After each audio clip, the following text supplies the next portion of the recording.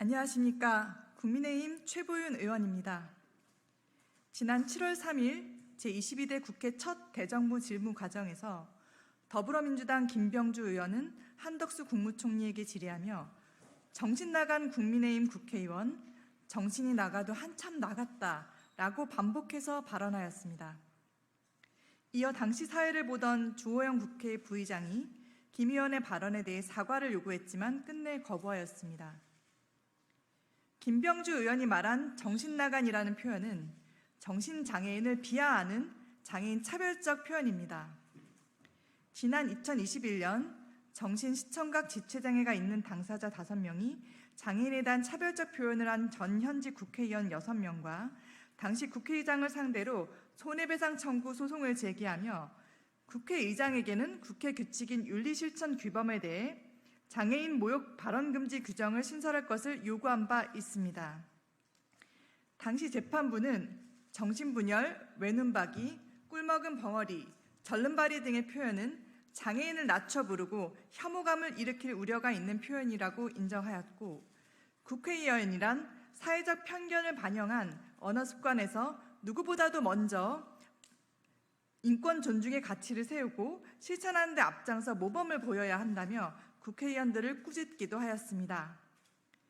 역대 국회에서 장애인 비하 발언은 여야 어느 정당을 가리지 않고 반복적으로 지적되어 왔습니다. 그런데 22대 국회 개원식이 열리기도 전부터 장애인 비하 발언이 또다시 발생했습니다. 저는 장애를 가지고 있는 당사자로서 장애인 차별적 표현에 강한 유감을 표합니다. 장애인과 비장애인이 함께 살아가는 사회를 위해 저는 1호 법안으로 장애평등 정책법을 발의한 바 있습니다. 정부가 추진하는 정책 또는 예산 수립 과정에서 장애에 대한 조치를 고려하도록 하고 장애인지 정책 또는 예산을 도입하도록 촉진함으로써 장애인의 완전한 평등과 사회 참여를 달성하고 사회 통합과 장애 주류화를 실현하는 것을 목적으로 합니다. 김병주 의원의 장애인 차별 표현은 우리 사회의 잘못된 장애인 인식의 현실을 보여주는 사례로 장애평등 정책법 제정의 필요성을 뒷받침해주고 있습니다. 22대 국회가 시작된 지 얼마 되지 않았습니다. 장애인 차별적 표현, 다시 하겠습니다. 22대 국회가 시작된 지 얼마 되지 않았습니다.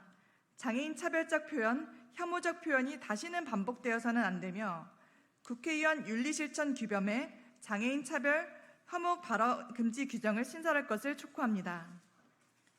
언어는 사회적 인식을 형성하는 데 중요한 역할을 합니다. 국회의원의 언어는 국민에게 미치는 영향이 크기 때문에 항상 어떤 영향을 미칠 수 있는지 인식해야 합니다. 상대방을 존중하는 표현을 사용함으로써 장애인에 대한 부정적 인식을 줄이고 평등한 사회를 만드는 데 제22대 국회가 기여할 수 있기를 기대합니다. 경청해 주셔서 감사합니다.